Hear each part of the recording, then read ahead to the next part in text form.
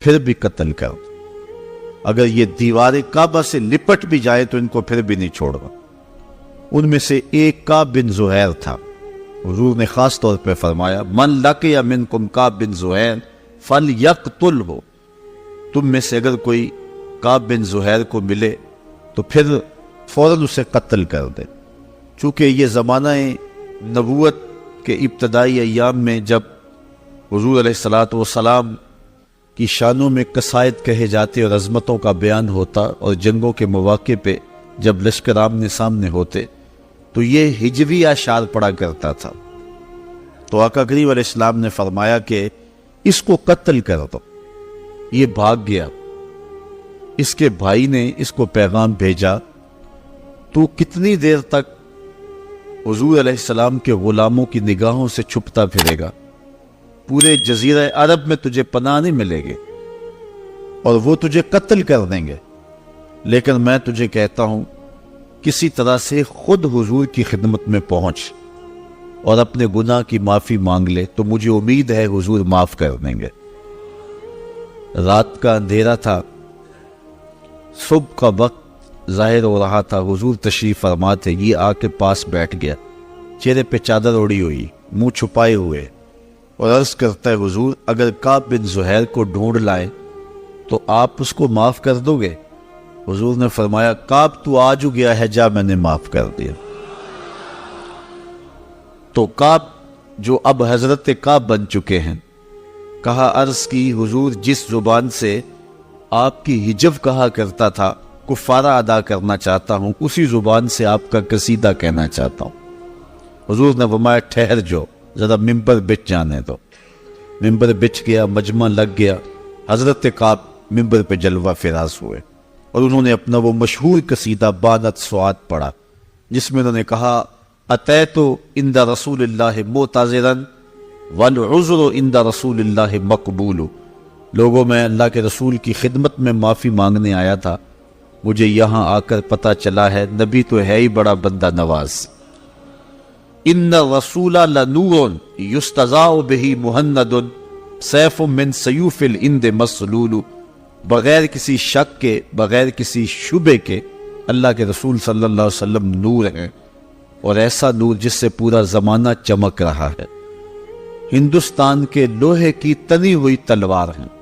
تو حضور علیہ السلام نے فرمایا کعب مجھے ہندوستان کے لوہے کی تلوار نہ کہو، مجھے اللہ کی تلوار کہو۔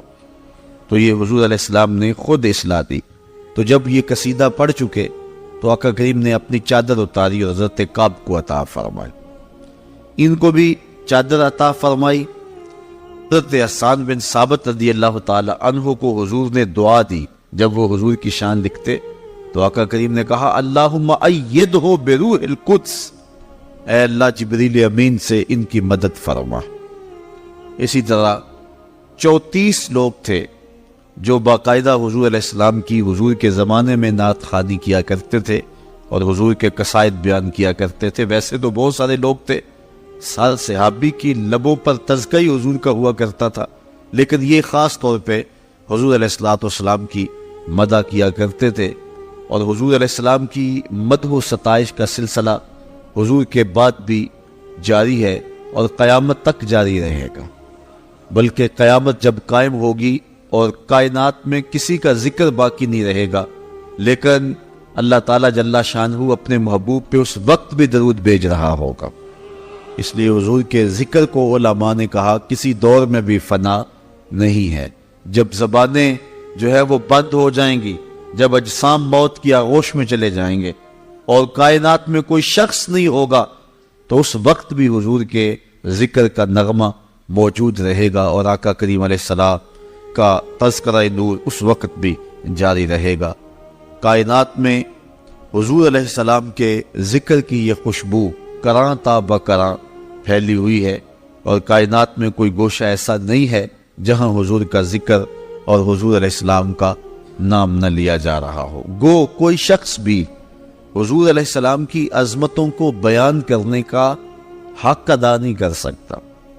یہ جس نے بھی حضور کی مدح میں لب کھولے ہیں، اس نے یہی کہا ہے کہ میں حق ادا نہیں کر سکا لیکن سعادت مندی تو پا رہا ہوں۔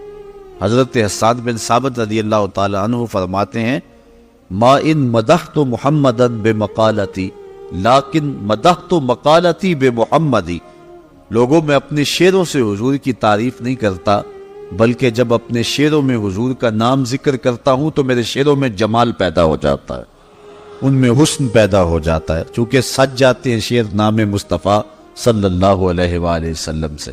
حضرت عمر بن عاص رضی اللہ تعالیٰ عنہ فرماتے ہیں، کہتے ہیں کہ اگر سوال کیا جائے کہ میں حضور علیہ الصلوۃ والسلام کی مدح و ستائش کروں تو کہتے ہیں سچی بات یہ ہے کہ میں اس کی طاقت نہیں رکھتا ہے، اس لیے کہ اللہ تعالیٰ جل شانہ ہی محبوب کی عظمتوں اور محبوب کی شانوں کا جاننے والا ہے۔ اسی کی ضروری نالے ساڈا کی بیان ہے، او دیاں تے صفتاں دا نات خاں قرآن ہے، صورتاں سپارے رنگ نبی تے جمال دا، لب کے لے آواں کتھوں سونا تیرے نال دا۔ یہاں بڑے بڑے لوگوں نے حضور کے قصیدے لکھے اور آخر میں یہی کہا لا یمکن الثناء کما کان حقہ بعد از خدا بزرگ توئی قصہ مختصر، ہم نے اپنے بڑوں سے سنا ہے ایک اللہ ہی ان سے بڑا ہے۔ یہاں بات آ کر کے ختم ہوئی۔ ہم غالب دیکھتے ہیں کہ جب اپنے محبوب کی مد میں زبان کھولتا ہے تو پھر موتی پروتا چلا جاتا ہے، خود اس کو دعویٰ ہے کہ میرے جیسا انداز سخن زمانے میں کوئی نہیں رکھتا، ذکر اس پری وش کا پھر بیاں اپنا تھا، بن گیا رقیب آخر جو راز دا اپنا تھا۔ اس کو ناز ہے اپنے سخن پہ، اپنی گفتگو پہ، لیکن غالب کو کہا گیا تو نے مہوشوں کے، زہرہ جمالوں کے اور خوبصورت لوگوں کے قصیدے لکھے ہیں تو حضور علیہ السلام کی نعت بھی لکھ۔ تو غالب کہنے لگا کہ غالب ثنائے خواجہ پہ یزداں گذاشتیم کان ذات پاک مرتبہ دان محمد است، کہنے لگا کہ میں بیان کیسے کر سکتا ہوں جب میں جانتا ہی نہیں ہوں، تو اللہ جل شانہ ہی محبوب علیہ السلام کے مرتبے کو جاننے والا ہے اور بیان بھی وہی فرما سکتا ہے۔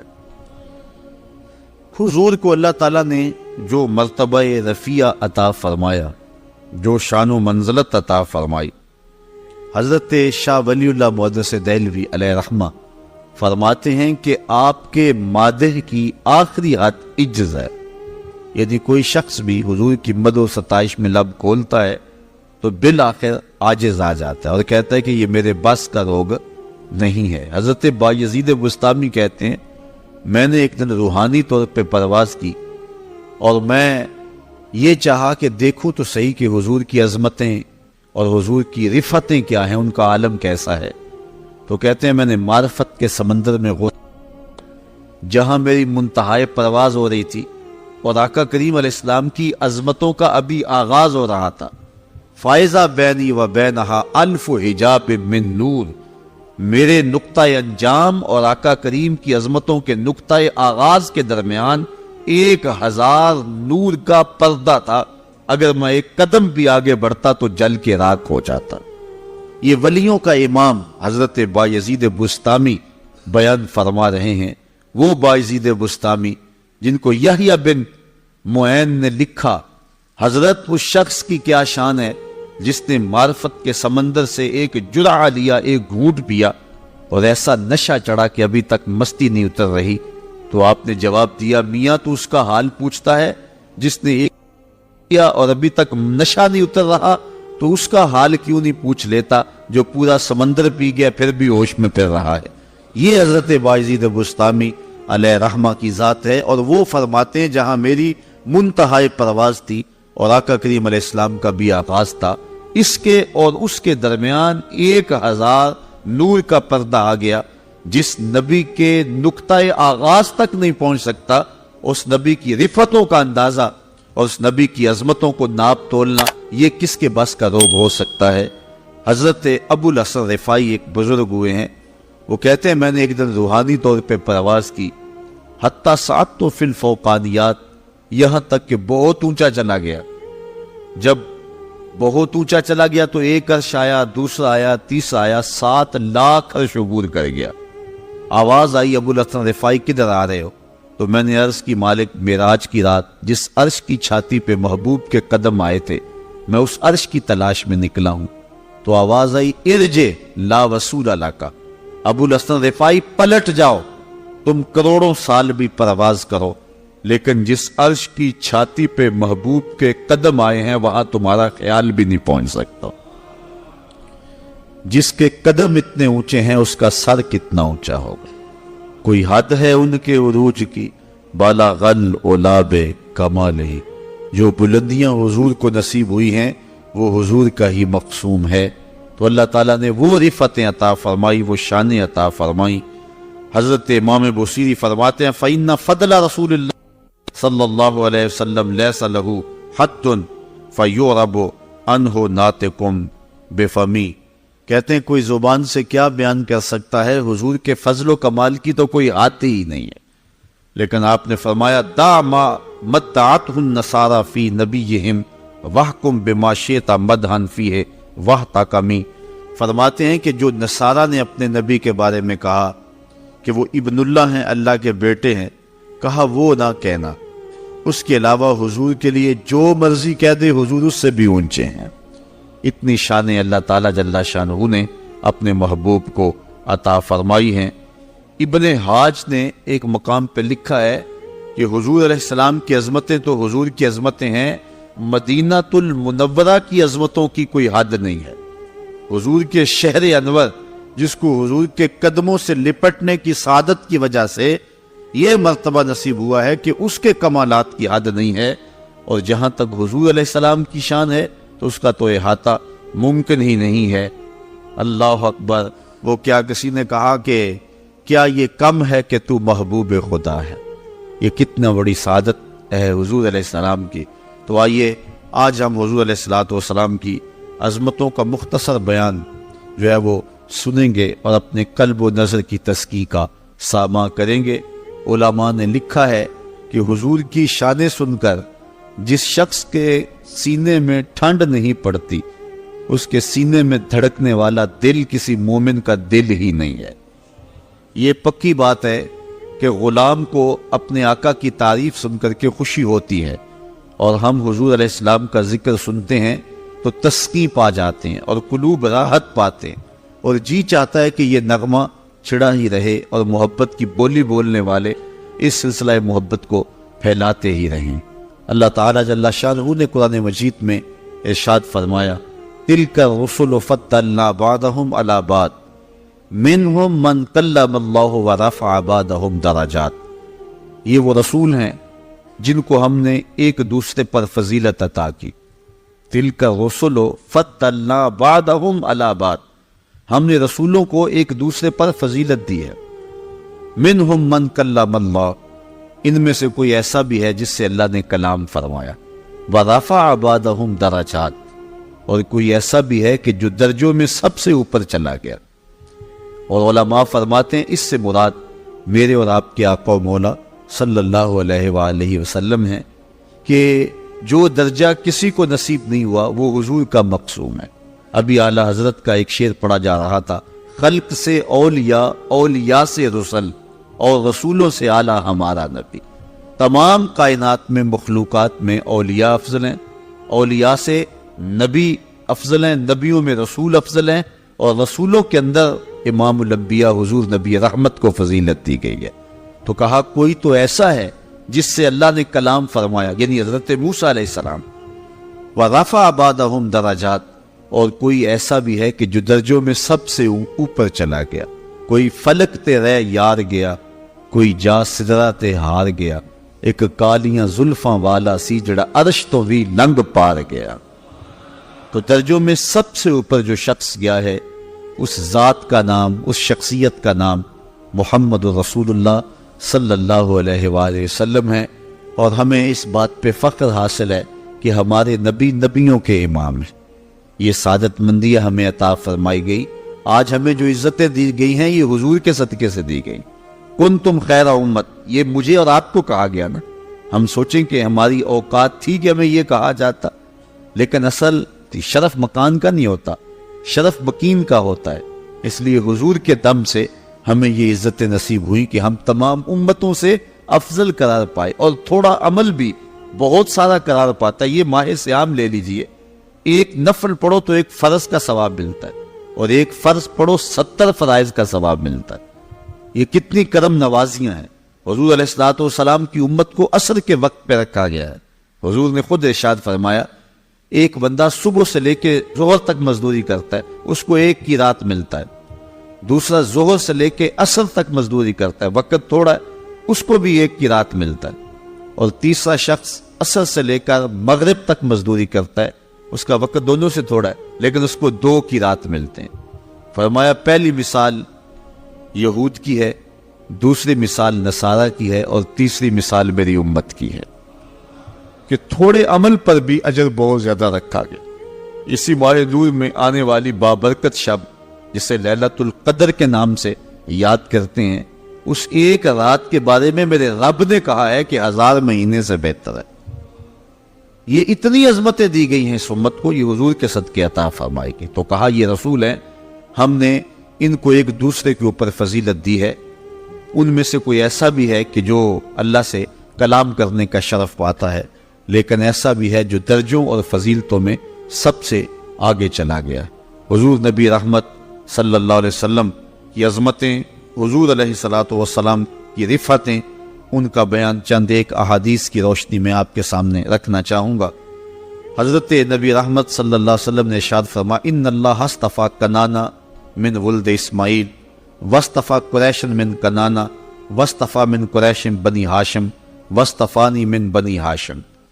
اللہ تعالیٰ جل شانہ نے اولاد اسماعیل میں سے کنانہ کو منتخب کیا, اور کنانہ سے قریش کا انتخاب کیا, اور قریش سے بنو ہاشم کا انتخاب کیا, اور بنو ہاشم سے میرا انتخاب کیا.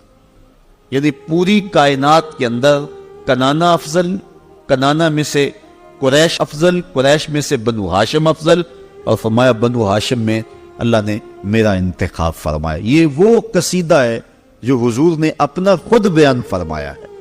چونکہ یہ فریضہ تھا, اس لیے حضور علیہ الصلوۃ والسلام نے امت کو اپنی عظمت کا بیان لوگوں کے سامنے رکھا. یہ حضور علیہ السلام کی دنیا پہ عظمت ہے. اب دیکھیے حضرت انس سے روایت ہے جس کو امام مسلم نے روایت کیا ہے, انا اکثر الانبیاء تبعا یوم القیامہ وانا اول من یقرأ باب الجنہ.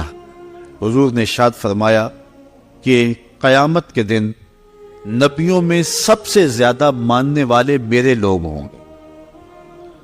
قیامت کے دن کچھ انبیاء ایسے بھی آئیں گے کہ ان کے ساتھ ایک امتی ہوگا, کچھ لوگ ہوں گے ان کے ساتھ 2 امتی ہوں گے, کچھ لوگ ایسے ہوں گے کہ جن کے ساتھ کوئی بھی نہیں ہوگا, اکیلے آئیں گے.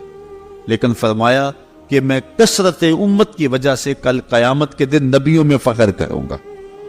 سب سے زیادہ امت جو ہے وہ فرمایا کہ میری ہو. آج بھی آپ دیکھ لیں دنیا کے اوپر اس وقت 6.25 ارب انسان بستے ہیں. 6.25 ارب انسانوں میں سے 1 ارب 40 کروڑ حضور کے غلام ہیں. دنیا کا ہر چوتھا شخص مسلمان ہے. یہ اللہ تعالیٰ نے حضور کے غلاموں کی تعداد رکھی ہے, اور صدیوں سے جو ہے یہ سلسلے جاری ہیں. اور ایک وقت آئے گا کہ پوری کائنات کے اوپر ایک بھی کافر نہیں ہوگا. ہر گھر کی چھت پہ جھنڈا میرے محمد عربی کا ہی ہوگا. یہ وقت انشاءاللہ اللہ تعالیٰ نے ہمیں عطا فرمانا ہے جب اسلام کی نشت ثانیہ ہوگی. حضرت امام مہدی آئیں گے, حضرت عیسیٰ علیہ السلام جلوہ فراز ہوں گے. ایک وقت ایسا آنا ہے, اور وہ مسلسل 40 سال تک وہ وقت رہے گا کہ پوری کائنات کے اوپر کسی چھت پہ حضور کے جھنڈے کے علاوہ کسی اور کا جھنڈا ہوگا ہی نہیں. صرف حضور علیہ السلام کے ماننے والے پوری کائنات اور پوری دنیا میں ہوں گے. یہ لمحے اللہ نے عطا فرمانے ہیں. تو حضور فرماتے ہیں کہ اللہ نے سب سے زیادہ ماننے والے مجھے عطا کیے. حضرت نوح علیہ السلام نے 950 سال تبلیغ فرمائی ہے. یہ ان کی عمر تبلیغ ہے 950 سال. ویسے تو 1300 سال زندگی پائی ہے انہوں نے. 950 سال تبلیغ کی. نتیجتاً کتنے لوگ اسلام لائے؟ سینکڑوں میں نہیں, درجنوں میں. درجنوں میں لوگ اسلام لائے ہیں. 100 کا عدد بھی پورا نہیں ہوا ہے. شک نہیں ہے ان کی تبلیغ کرنے میں. لیکن حضور علیہ السلام نے 63 سالہ زندگی کل ظاہری پائی ہے. 40 سال اعلان نبوت ہی نہیں کیا. باقی 23 سال تبلیغ کی ہے. حجۃ الوداع کے موقع پہ جو لوگ حضور کے سامنے تھے ان کی تعداد 1,44,000 تھی۔ جو آئے نہیں تھے حج پہ گھروں میں موجود تھے اور جو یہاں آئے تھے، ان سب کو ملا کر کے اگر تاریخ سے پوچھے تو جواب ملتا ہے جب حضور کا وصال ہوا تھا تو اس وقت حضور کے غلاموں کی تعداد 6.5 لاکھ تھی۔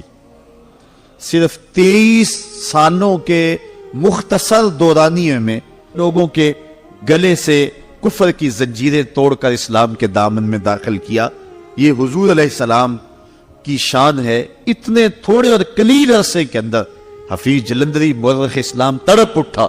وہ کڑکا تھا ایک بجلی کا، یا کہ صوت ہادی، عرب کی زمیں جس نے ساری ہلا دی۔ ایک عرب نے آدمی کا بول بالا کر دیا، خاک کے ذروں کو ہم دوش سریا کر دیا۔ تو پھر بعد میں حضور کے غلاموں نے جس انداز سے پیغام حق کو پھیلایا، صحابہ نے، تابعین نے، تبع تابعین نے، ائمہ دین نے، مجتہدین نے، اولیاء نے، یہ دیکھ لیں بر صغیر پاک و ہند میں ایک عطائے رسول حضرت خواجہ معین الدین چشتی اجمیری نے 90 لاکھ کافروں کو کلمہ توحید پڑھایا۔ تو حضور علیہ السلام ارشاد فرماتے ہیں قیامت کے دن سب سے زیادہ میرے ماننے والے ہوں گے، بلکہ ارشاد فرمایا کل 120 صفحے ہوں گی۔ کتنی صفحے ہوں گی؟ 120۔ ان میں سے 40 صفحے حضرت آدم علیہ السلام سے لے کر حضرت عیسیٰ تک تمام نبیوں کی امتوں کی ہوں گی، اور 80 صفحے صرف میری امت کی ہوں گی۔ یہ حضور علیہ السلام کے ماننے والوں کی تعداد ہے جو اللہ تعالیٰ نے عطا فرمائی۔ وَأَنَا أَوَّلُ مَنْ يَقْرَعُ بَابَ الْجَنَّةِ، اور فرمایا کہ میں پہلا شخص ہوں جو جنت کا دروازہ کھٹکھٹاؤں گا۔ سب سے پہلے جنت کے دروازے پہ دستک میرا ہاتھ ہی دے گا، اور سب سے پہلے در جنت میں ہی کھولوں گا۔ حضرت جابر رضی اللہ تعالی عنہ روایت کرتے ہیں قال قال رسول اللہ صلی اللہ علیہ وسلم اوتیت خمسا لم یؤتہن احد قبلی، حضور نے فرمایا مجھے 5 چیزیں دی گئی ہیں جو میرے علاوہ کسی کو نہیں دی گئیں، میرے سے قبل میرے علاوہ کسی کو نہیں دی گئی۔ وہ 5 چیزیں مجھے عطا کی گئیں۔ وہ کون سی ہیں؟ نصرت بالرعب مسیرۃ شہر، مجھے اللہ تعالیٰ نے رعب کی شان عطا کی ہے، میں 1 مہینے کی مسافت ہوتا ہوں کہ دشمن کے دل میں میرا رعب پیدا ہو جاتا ہے۔ کتنی جنگیں ایسی ہوئی ہیں، کتنے غزوات ایسے ہوئے ہیں کہ حضور علیہ السلام اپنے صحابہ کو لے کے نکلے، کافر پہلے ہی بھاگ گئے، میدان چھوڑ کے بھاگ گئے۔ یہ جو مال فہ ہے یہ ایسی ہی جنگوں سے ملتا تھا جس جنگ میں کافر جو ہیں وہ لڑنے کے لیے جو ہے وہ تیار نہ ہو سکتے تھے، پہلے ہی بھاگ جاتے تھے۔ تو اس مال کو جو مال چھوڑ کے بھاگتے تھے مال فہ کہتے ہیں، جو لڑائی کے بعد مال ہاتھ آئے اس کو مال غنیمت کہتے ہیں۔ یہ باغ فدق مال فہ سے تھا، یہ جو ہے وہ لڑائی کے نتیجے کے اندر نہیں ملا تھا۔ تو اس طرح حضور علیہ السلام کو یہ شان عطا فرمائی کہ 1 مہینے کی مسافت پر ہو تو لوگوں کے دلوں کے اندر رعب پڑ جاتا ہے۔ دوسری بات کہ اللہ نے میرے لیے پوری روئے زمین کو مسجد بنا دیا اور طاہر بنا دیا، اس سے تیمم کیا جا سکتا ہے، پاک کر دیا۔ جس کو جہاں وقت ملے اور جہاں بھی وہ ہو تو نماز کا وقت پالے تو وہ وہاں نماز پڑھ سکتا ہے۔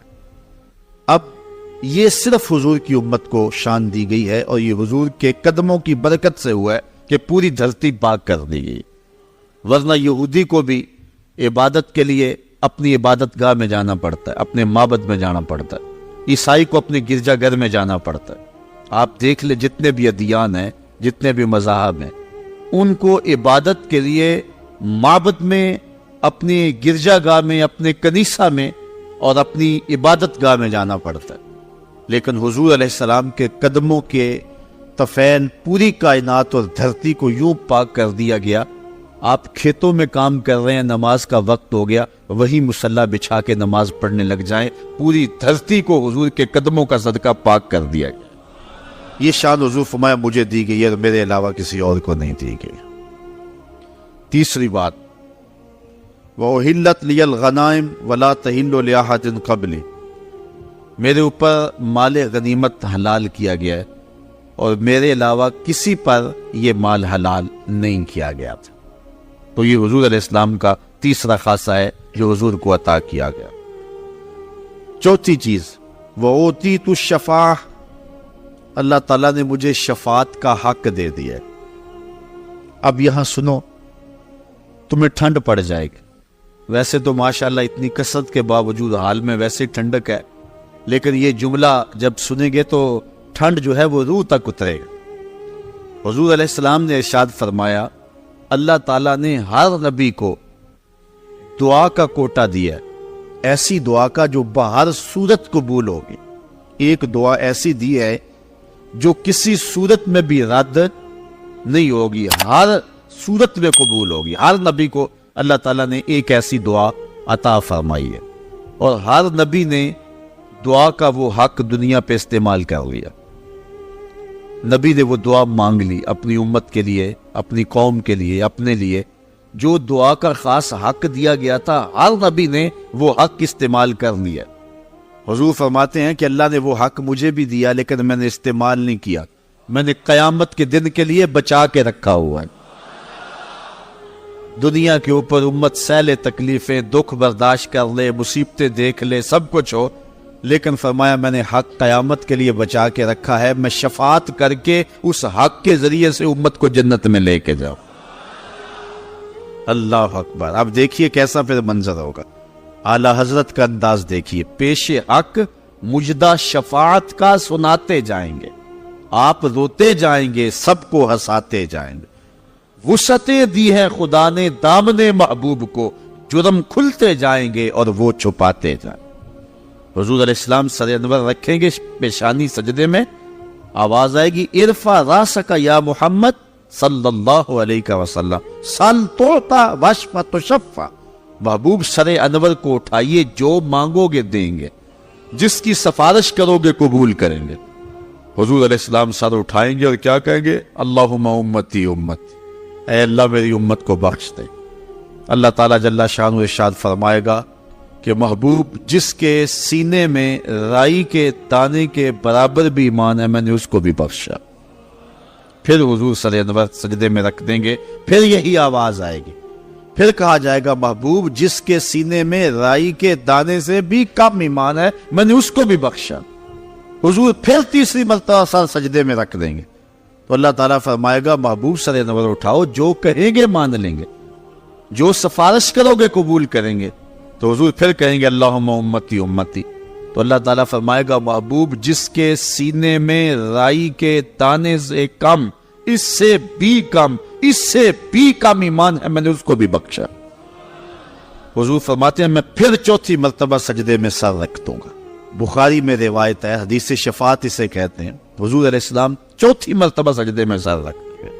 اللہ تعالیٰ فرمائے گا ارفع راسک یا محمد سل توتا واشفع تشفع، محبوب سر انور اٹھائیے، جو کہیں گے پورا کر دیا جائے گا، جس کی سفارش کرو گے اس کو معاف کر دیں گے۔ حضور علیہ السلام کہتے ہیں میں سر اٹھاؤں گا تو اللہ تعالیٰ جل شانہ کی بارگاہ میں عرض کروں گا مالک میری امت کا معاملہ میرے ہاتھ میں ہی دے دے۔ تو اللہ تعالیٰ فرمائے گا محبوب جا، جس کو تیری مرضی ہے اس کو جنت میں لے جا۔ تو پھر کیا حضور علیہ السلام جہنم میں ہمیں رہنے دیں گے؟ وہ کیا کسی نے کہا تھا میں تو کیا میرا سایہ بھی دوزخ میں نہ جائے گا کیونکہ رسول پاک سے دیکھا نہ جائے گا۔ تو حضور علیہ السلام دام نے شفاعت فرمائیں گے، تو فرمایا اوتی تو شفاع، مجھے اللہ نے شفاعت عطا فرمائی۔ اور پانچویں خوبی جو حضور فرمایا مجھے دی گئی میرے علاوہ کسی کو نہیں دی گئی، وہ یہ وَقَانَ النَّبِيُّ يُبْعَثُ إِلَىٰ قَوْمِهِ خَاصَّةً وَبُعِثْتُ إِلَى النَّاسِ عَامَّةً، کہ ہر نبی کو اپنی قوم کی طرف خاص طور پہ مبعوث کیا گیا، اور مجھے پوری کائنات کے لیے عام طور پہ مبعوث کیا گیا، پوری کائنات کے لیے عام طور پہ جو ہے وہ مجھے مبعوث کر دیا گیا، یعنی میں تمام مخلوقات کے لیے رسول بنا کر مبعوث کیا گیا ہوں۔ کائنات کی کوئی ایسی قوم، کوئی ایسا خطہ، کوئی دھرتی، کوئی قطع زمین، کوئی جزیرہ، کوئی بر اعظم، کائنات کی کوئی مخلوق ایسی نہیں ہے جس کے حضور رسول نہ بنا کر کے بھیجے گئے۔ تو یہ وہ شان ہے جو اللہ تعالیٰ نے میرے نبی کو عطا فرمائی، اور حضور کے علاوہ یہ کسی اور کو نصیب نہیں ہوئی۔ چوتھی روایت حضرت ابو سعید رضی اللہ تعالی عنہ سے ہے، قال قال رسول اللہ صلی اللہ علیہ وسلم، کہتے ہیں اللہ کے رسول صلی اللہ علیہ وسلم نے ارشاد فرمایا، انا سید ولد آدم یوم القیامہ ولا فخر، میں تمام اولاد آدم کا سردار ہوں، قیامت کے دن تمام اولاد آدم کی سرداری میرے پاس ہوگی، ولا فخر، اور میں اس کے اوپر فخر نہیں کرتا، وبیدی لواء الحمد ولا فخر، اور حمد کا جھنڈا قیامت کے دن میرے ہاتھ میں ہوگا، ولا فخر، اور میں اس پہ فخر نہیں کرتا، وما من نبی یومئذ آدم ومن سواہ الا تحت لوائی وانا اول من تنشق عنہ الارض ولا فخر، اور فرمایا حضرت آدم علیہ السلام سے لے کر کے حضرت عیسیٰ تک جتنے بھی نبی ہیں سارے کے سارے میرے جھنڈے کے سائے تلے ہوں گے، اور سب سے پہلے زمین میرے لیے کشادہ ہوگی اور میں قبر انور سے باہر آؤں گا، اور اس پر میں فخر نہیں کرتا۔ ملا علی قاری نے کہیں بڑی خوبصورت بات لکھی، فرماتے ہیں نبی جھنڈے کے سائے تلے ہوں، بات فخر والی ہے، کرتے کیوں نہیں؟ شہنشاہ حسینہ ماہ خوباں جس کے چراغ حسن سے پورا مصر روشن ہوا، وہ جھنڈے کے سائے تلے کھڑا ہو۔ حضرت یوسف علیہ السلام، بات فخر والی ہے کہ نہیں ہے؟ کہا ولا فخر، میں فخر نہیں کرتا۔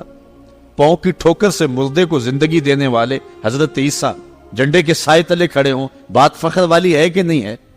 سرے طور خدا سے ہم کلام ہونے والا اللہ کا کلیم جھنڈے کے سائے تلے کھڑا ہو۔ مسجود الملائک، انسانیت کا نقطہ آغاز، ابو البشر حضرت آدم جھنڈے کے سائے تلے کھڑے ہوں، بات فخر والی ہے کہ نہیں ہے؟ نمرود کی آتش میں بھی ہنس ہنس کے باتیں کرنے والا اللہ کا جلیل القدر نبی اور پیغمبر حضرت ابراہیم خلیل اللہ جھنڈے کے سائے تلے کھڑے ہوں، بات فخر والی ہے کہ نہیں؟ لیکن فرمایا ولا فخر، میں فخر نہیں کرتا۔ ملا علی قاری کہتے ہیں بات تو فخر والی ہے، کرتے کیوں نہیں؟ تو پھر بڑا خوبصورت جواب دیا، کہا کلام کا نتیجہ یہ ہے کہ میں فخر نہیں کرتا، یہ میں فخر کیوں کروں کہ میرے جھنڈے کے سائے تلے ہیں؟ یہ تو انہیں فخر کرنا چاہیے کہ میرے جھنڈے کا سایہ مل گیا ہے۔ یہ نبیوں کے لیے فخر ہے کہ میرے جھنڈے کا سایہ انہیں نصیب ہو گیا۔ فخر کا دل میں دریچہ باز کرنا چاہیے، جن کا تو آقا ہے ان کو ناز کرنا چاہیے۔ اللہ اکبر۔ آج دنیا چاند پہ جا کے فخر کرتی ہے، اور میرا نبی چاند کو قدموں میں بلا کر بھی فخر نہیں کرتا، اس لیے کہ یہ حضور کے لیے فخر کی بات نہیں ہے، یہ تو چاند کے لیے فخر کی بات ہے کہ حضور نے قدموں میں بلا لیا ہے۔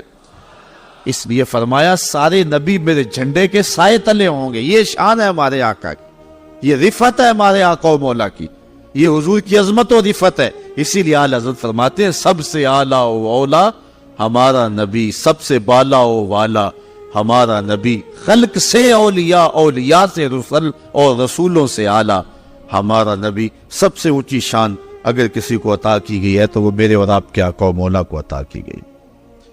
حضرت عمر بن قیس رضی اللہ تعالیٰ عنہ روایت کرتے ہیں، وہ حضرت عبداللہ بن عباس رضی اللہ تعالیٰ عنہ سے روایت کرتے ہیں، جلس ناس من اصحاب رسول اللہ صلی اللہ علیہ وسلم، کہتے ہیں کہ حضور کے صحابہ آپس میں بیٹھے ہوئے تھے۔ یہ جو آج ہم کر رہے ہیں، حضور کی عظمت کو بیان کر رہے ہیں، یہ جو وظیفہ آج ہم ادا کر رہے ہیں یہ صحابہ بھی کیا کرتے تھے۔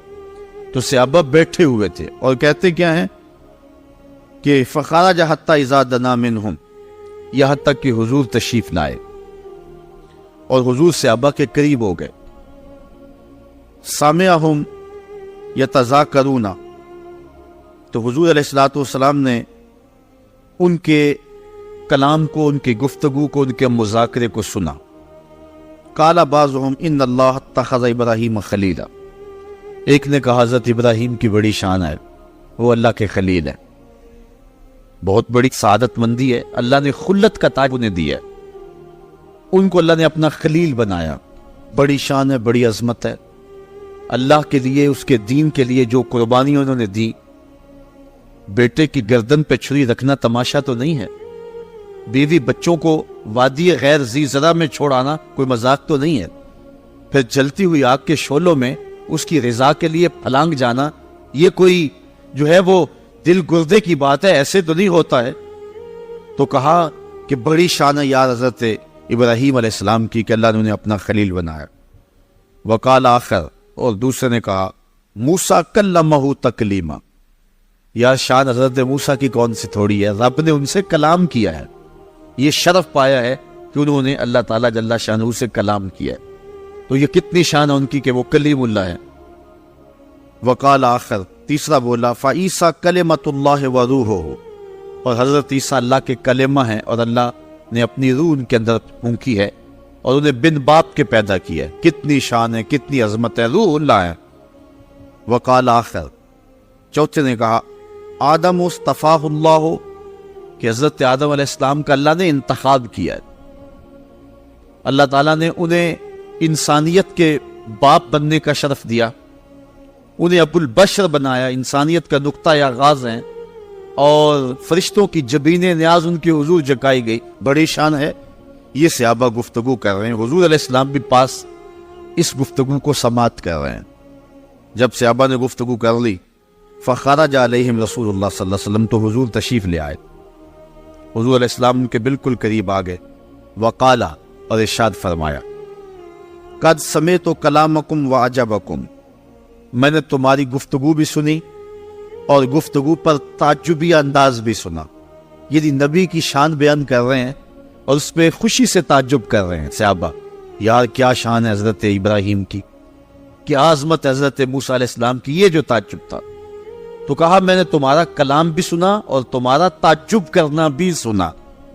تو یہ ہے کہ نبی کی شان بھی بیان کی جائے اور اس پر یہ انداز ہو کہ یار کیا شان ہے، کیا شان مدینے والے تھے۔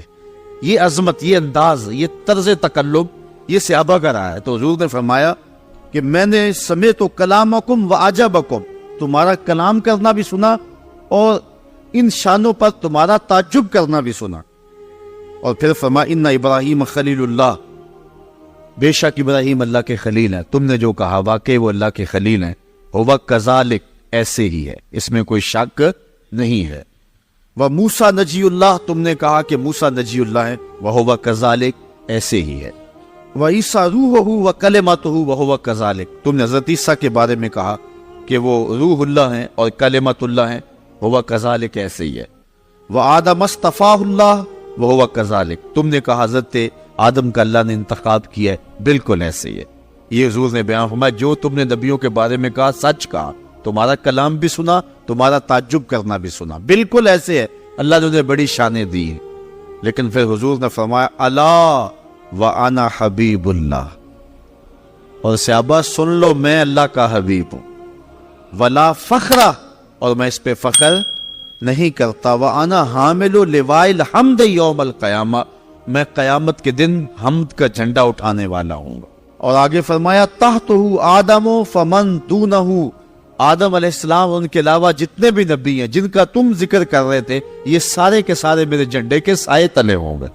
ولا فخر، اور میں اس پہ فخر نہیں کرتا، وانا اول شافعین و اول مشفعین یوم القیامہ، قیامت کے دن سب سے پہلے شفاعت بھی میں کروں گا اور قیامت کے دن سب سے پہلے سفارش قبول بھی میری ہوگی۔